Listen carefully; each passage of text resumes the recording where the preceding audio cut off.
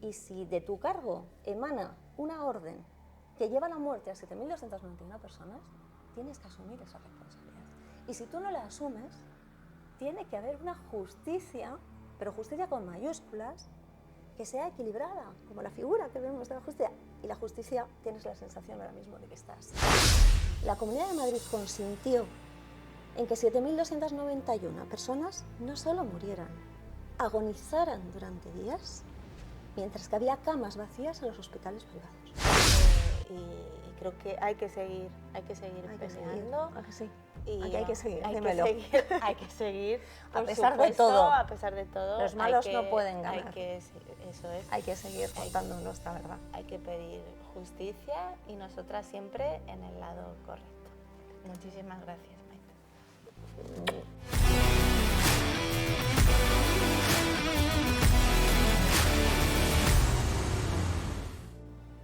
Hola, soy Alba Leo, portavoz de Podemos Getafe, y hoy estreno un podcast en el que charlaré con personas para que nos cuenten su situación.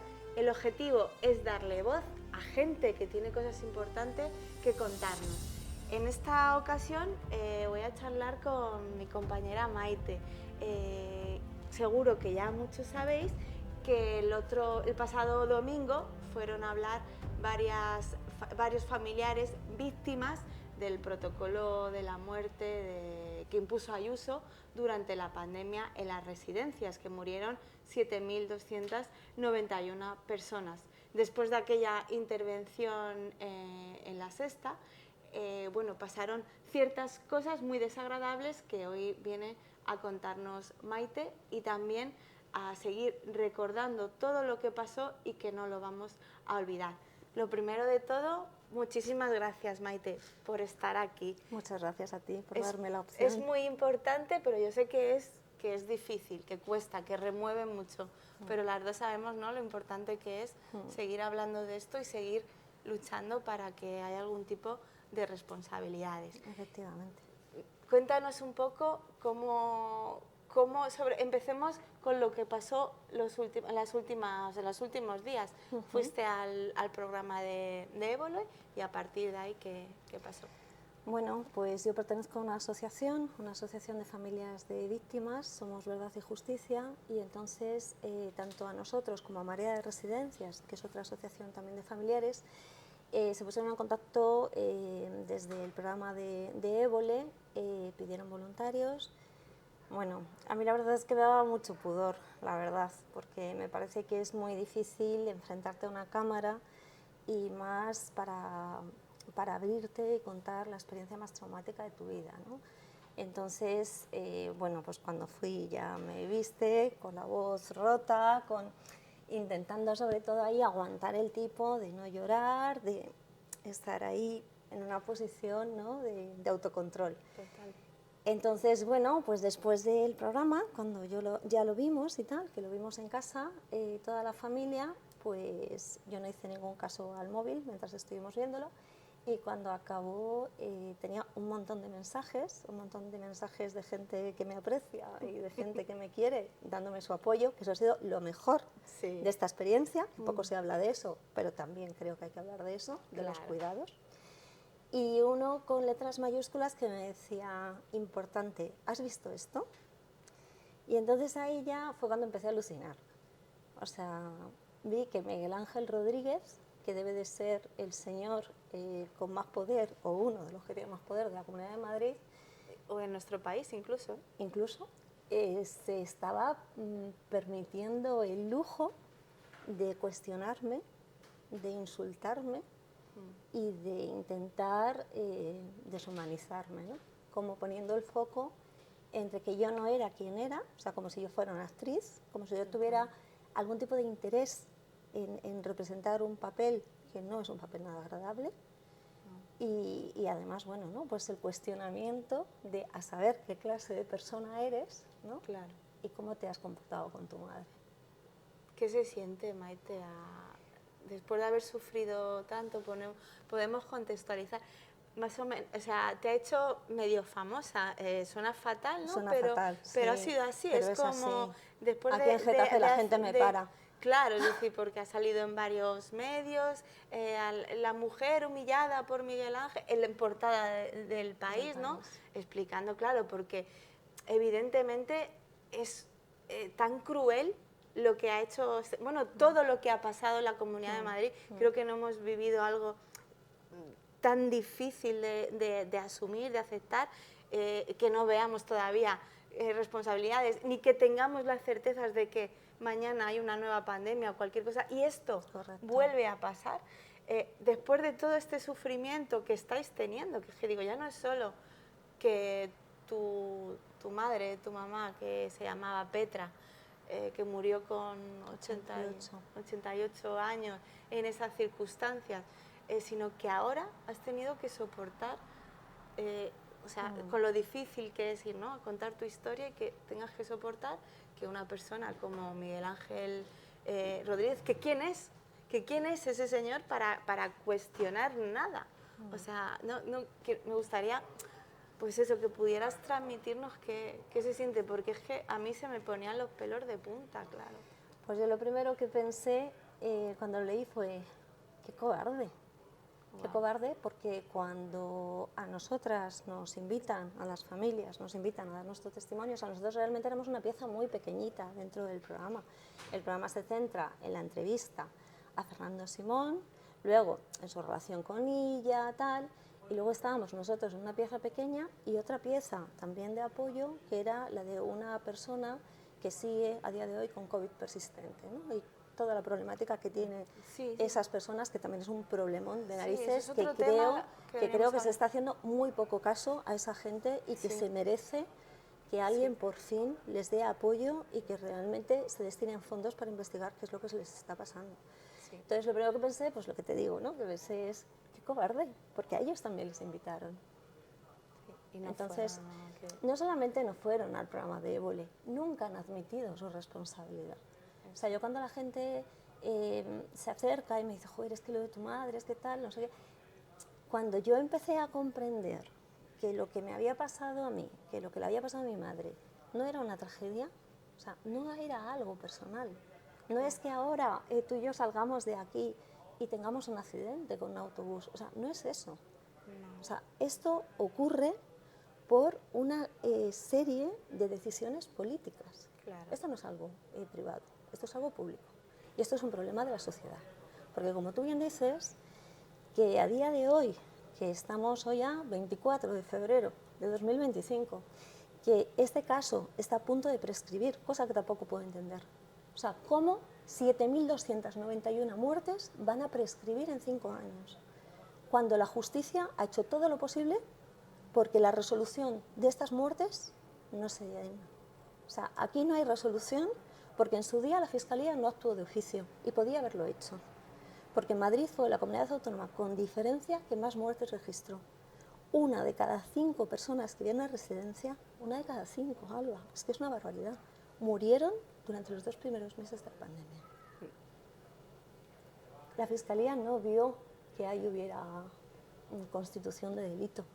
Había unos protocolos. Los protocolos no son algo que nadie se haya inventado, por mucho que Ayuso, que Miguel Ángel Rodríguez quieran decir que es una invención. Que no, están ahí, están negro sobre blanco. Y además hay 4 versiones. O sea, la prueba fehaciente está ahí y tiene una firma. La firma es de Carlos Mur. Carlos Mur es uno de los responsables, pero es que luego además tenemos todo un organigrama de la Comunidad de Madrid. Empezando por su máxima responsable, que es Isabel Natividad Díaz Ayuso, y acabando por el último geriatra de hospital que permitió que esto ocurriera. O sea, esto no es una tragedia, esto es una decisión política. Total. Gestionar no debe de ser fácil. O sea, yo me hago cargo, ¿no?, de que las personas que tenéis un cargo público y tenéis una responsabilidad tal, joder, tiene que ser muy difícil. Pero también creo que si te sobreviene algo como esto, como una pandemia mundial, tienes que saber también delegar en un momento dado. O sea, si tú no te ves capaz de gestionar esto, que insisto, no tiene que ser nada fácil, tienes muchos técnicos. Claro. Tienes personas que están especializadas en eso. Apóyate ahí, escúchales.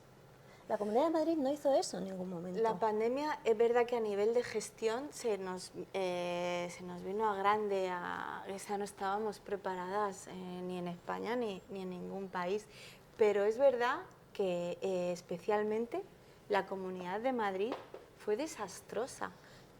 Esto es lo que más, o sea, la barbarie más grande es que hayan muerto 7.291 personas. O sea, no, al final eran personas que decidieron quién moría. Correcto.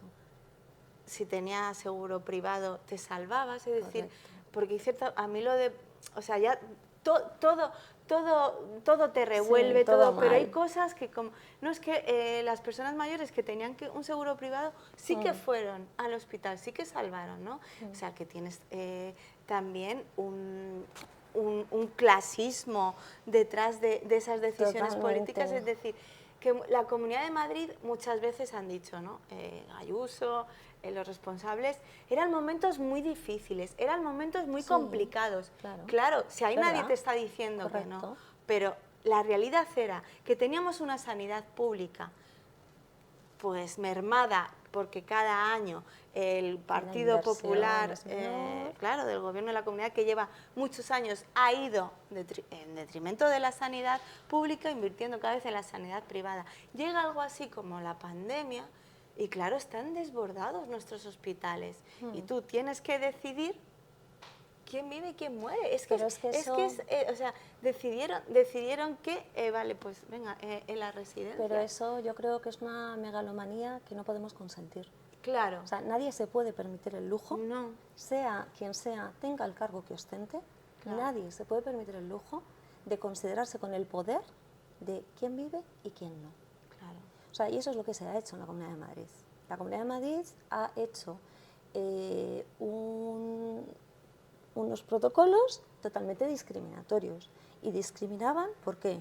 Por edadismo, por capacitismo, porque también las personas que tenían un deterioro cognitivo o que tenían problemas de movilidad eran los primeros discriminados. Y, en tercer lugar, como tú bien dices, por aporofobia. Totalmente. Porque si tú no tenías un seguro médico privado, no tenías la opción. ¿Y sabes qué pasa también, Alba? Que yo creo que esto va de no saber utilizar los recursos o de no querer utilizar los recursos. O sea, al final, en Madrid lo que se hace es, como en todos lados, hay un mando único sanitario. O sea, realmente había más recursos de los que nos creemos. Las residencias tenían que haber sido medicalizadas. Así lo marcó el Tribunal Superior de Justicia de Madrid. No se hizo.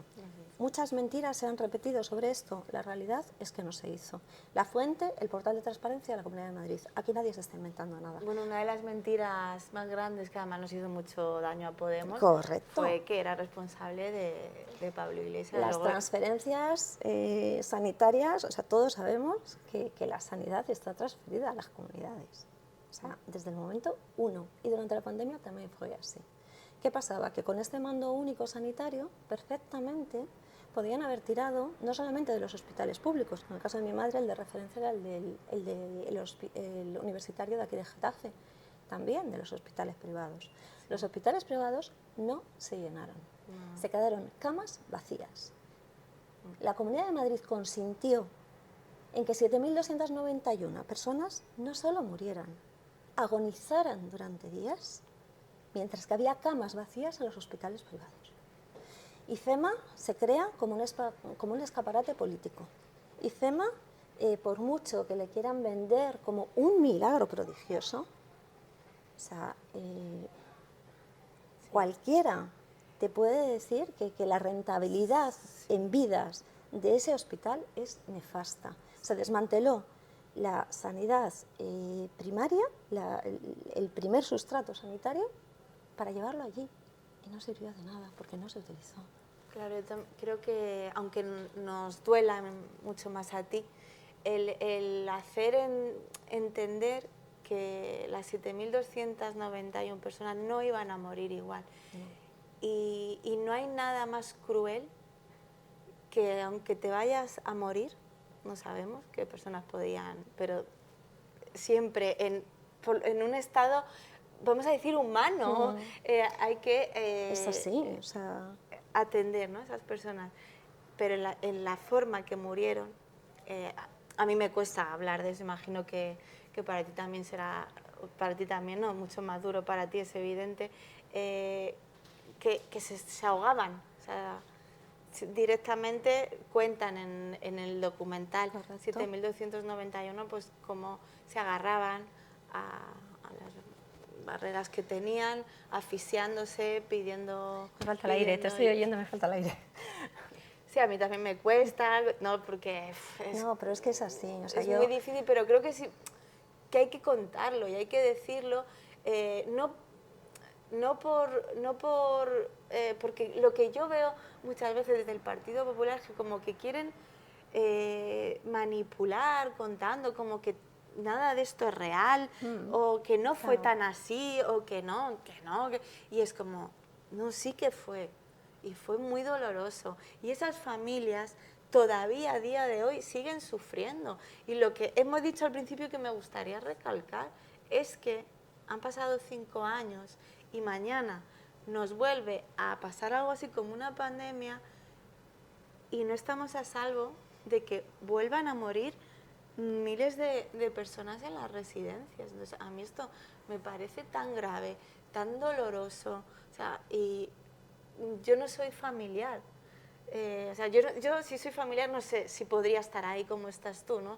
Creo que claro, no es nada fácil, porque estás haciendo una lucha que es política al final, pero desde ese dolor de ser víctima y encima con el maltrato de esas personas que el maltrato institucional que te han provocado y bueno, que hasta el día de hoy, de momento, judicialmente hablando... Claro, es que eso es, para mí eso es peligrosísimo. Para mí eso es peligrosísimo porque ahí nos da muchas pistas. O sea, el otro día, por ejemplo, en la concentración que hubo a favor de la sanidad pública aquí en Los Ángeles, ¿no? Una señora se me acercaba y se me quedaba así mirando, ¿no? Y yo le digo, hola, la conozco. Y ya la mujer me dice, ¿eres tú? Y digo, sí, yo soy yo. La mujer me había visto en el programa de Évole, ¿no? Claro. Entonces, bueno, pues se acercó a hablar conmigo y me llamó mucho la atención, porque yo pensé, a priori, ¿no? Que ella me iba a decir, pues es que a mí también me ha pasado, o sea, aquí en Getafe, en Leganés, pues hubo un número considerable de víctimas, ¿no? Y no, la señora lo que me contó es que actualmente su madre está en una residencia, su madre vive. Claro. Y su madre está en una residencia. Entonces, el miedo que tenía esta mujer es a que esto se vuelva a repetir. Claro. Entonces, para mí, yo creo que las cosas, en primer lugar, hay que conocerlas. Entonces, por eso es tan importante el informe ciudadano que se hizo para ver qué es lo que había pasado realmente en las residencias, porque desde la Comunidad de Madrid se paró la investigación, casualmente, en cuanto el PP sacó mayoría absoluta, se acabaron ya las sesiones de investigación. Entonces se crea un comité ciudadano por expertos en diferentes materias, desde la epidemiología hasta el derecho, pasando por residencias, por gente especializada en sanidad, y entonces se hace un informe serio, se hace un informe apolítico, se hace un informe sin intereses creados, donde también colabora Amnistía Internacional, que creo que queda muy claro cuál es el punto de vista de Amnistía. Entonces, con toda esa información, te tienes que sentar y tienes que valorar. Y si tú eres un buen gestor público, tienes que aprender de esa situación. Aquí no se ha hecho esa reflexión, eso para empezar, porque si se hubiera hecho esa reflexión, nos hubiéramos dado cuenta que las estadísticas dicen que las residencias de mayores que están gestionadas 100% de forma pública y no privada, murieron muchas menos personas. Punto 1, punto muy importante. Punto 2, cómo se ha ido degradando, como tú bien decías antes, los servicios sanitarios en estos años. Si hay menos médicos, si hay unas listas de esperados más largas, si hay menos camas en hospitales, si se está degradando constantemente la sanidad pública, es que eso va en perjuicio de todos. De nosotras como ciudadanas de a pie y de las personas que residen en una institución como son las residencias. Entonces, para mí lo problemático es lo que te digo, ¿no? Que no se hace ese estudio, con lo cual estamos abogados a repetir esto. Y por otro lado, algo que me parece peligrosísimo es que, como te decía antes, o sea, yo creo que vosotros tenéis un papel muy importante que jugar en esta sociedad. O sea, esto no es baladí. Aquí uno no viene, o aquí uno no debería de venir a otras cosas que no sean hacer una labor social, ¿no? Entonces, ¿qué pasa? Tú tienes una responsabilidad y si de tu cargo emana una orden que lleva a la muerte a 7.291 personas, tienes que asumir esa responsabilidad. Y si tú no la asumes, tiene que haber una justicia, pero justicia con mayúsculas, que sea equilibrada, como la figura que vemos de la justicia. Y la justicia, tienes la sensación ahora mismo de que está así. Porque durante todos estos años, la Fiscalía, en primer lugar, no ha actuado de oficio. En segundo lugar, ha ido archivando querella tras querella. No se ha investigado. No ha sido nada proactiva. O sea, es que hasta en la legislación internacional dice que las fiscalías tienen que ser proactivas. O sea, la fiscalía no es la defensa de... La fiscalía es la defensa de la sociedad, no del imputado. Entonces, eso no se ha hecho. Y 5 años después nos encontramos con que las denuncias, ahora yo formo parte de la última denuncia colectiva, somos 109 familias las que hemos denunciado, y estamos en las mismas. Alba, en un mes esto prescribe. Y se ha ido alargando. Yo no creo que de forma casual, igual es que yo soy muy mal pensada, o hablo desde el dolor, que también puede ser, pero me parece vergonzoso. Y el mensaje que estamos lanzando es un mensaje muy peligroso. En primer lugar, vivimos en una sociedad donde nos da igual abandonar a los más débiles. ¿Esa es la sociedad en la que estamos viviendo? En segundo lugar, si la justicia no hace su trabajo, lo que estamos diciendo a los políticos megalómanos de turno es que pueden hacer lo que quieran. Y que en esta ocasión ha sido una crisis epidemiológica y los ancianos han sido los que han sufrido las consecuencias.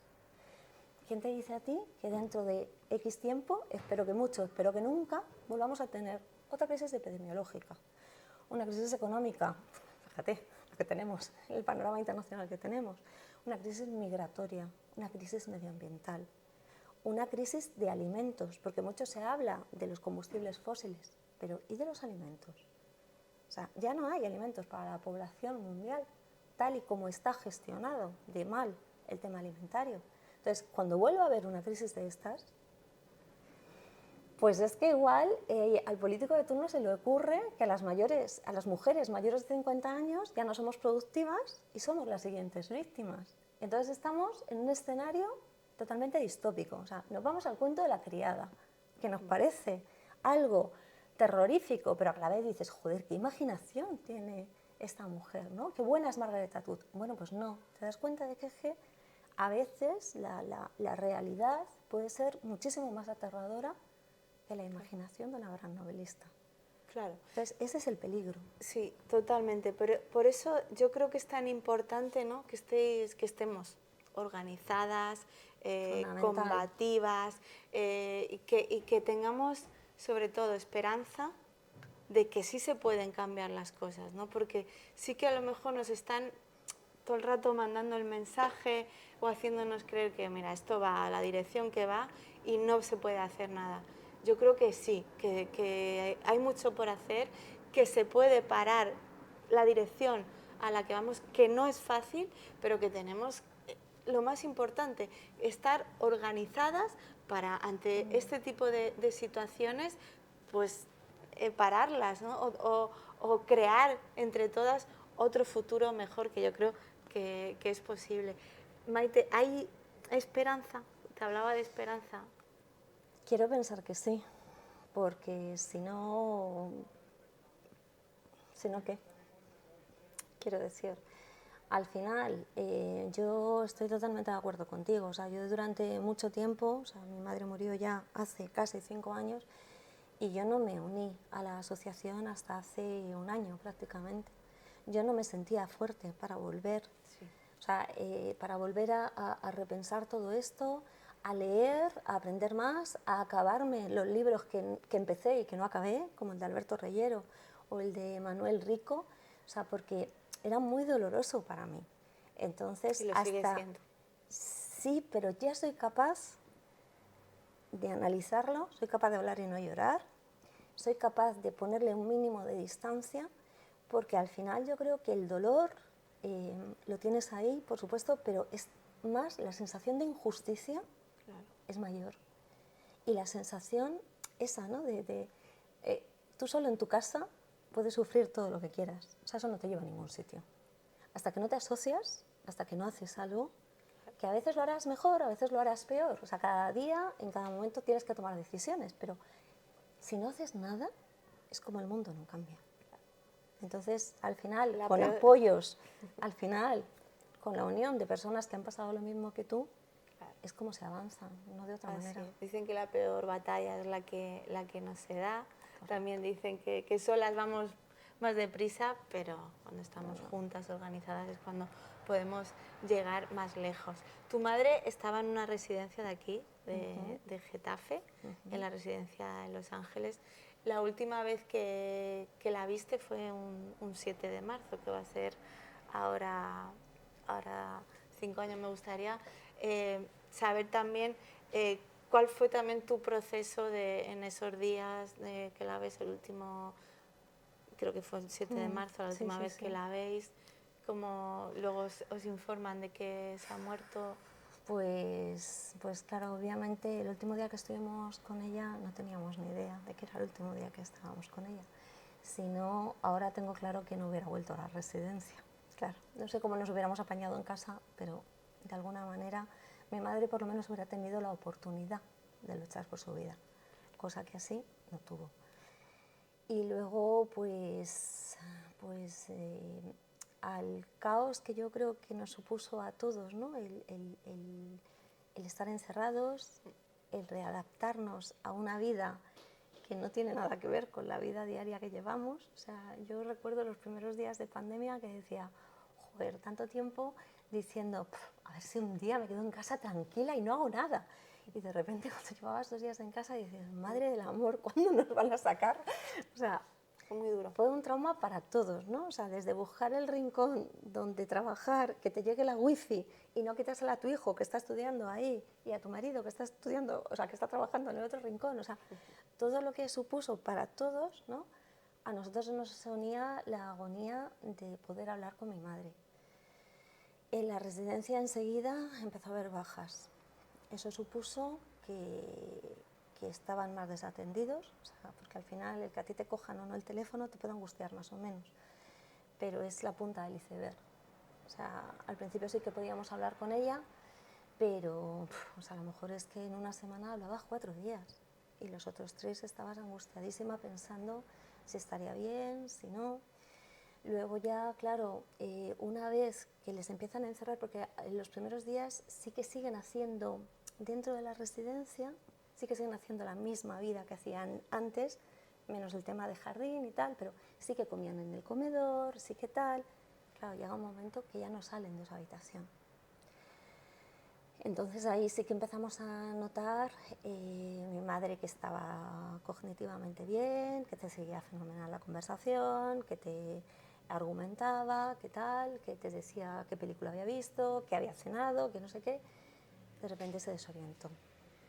O sea, ya ahí ya no sabía cuántos días llevaba, estaba enfadada porque no íbamos a verla, echaba mucho de menos la máquina del café, o sea, su vicio particular, ¿no? Que le dábamos monedas para que se pudiera tomar un café en la máquina, o sea, todo eso que era su pequeño mundo, pues se resquebrajó.